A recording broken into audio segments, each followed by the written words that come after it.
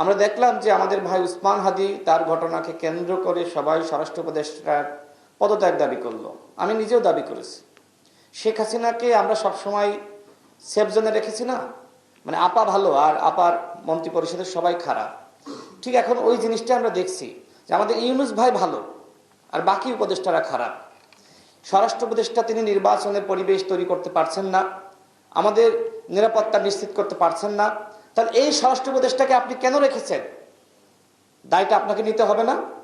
গতকাল দেখলাম যে ছাত্র জনতা কয়েকজন উপদেষ্টাকে কেন্দ্র করে জানাজায় যারা উপস্থিত হয়েছিলেন ভুয়া ভুয়া স্লোগান দিল।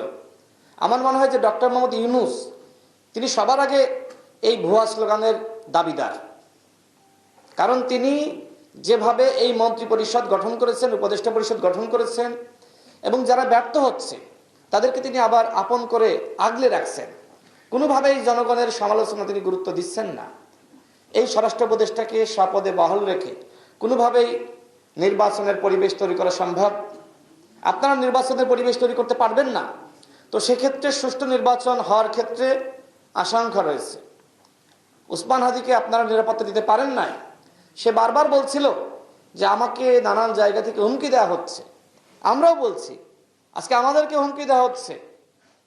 আমরা যেখানে যাচ্ছি আমাদেরকে সবাই বলছে যে ভাই নিরাপদে থাকেন, নিরাপদে থাকেন।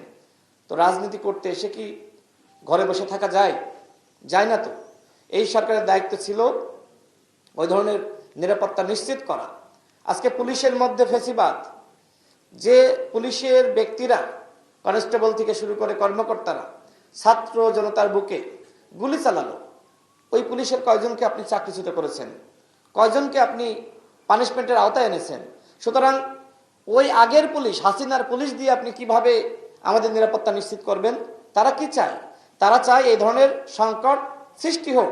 কারণ হাসিনা ফিরে আসলে তারা তো মানে খুশিতে খুবই গদগদ হয়ে যায়।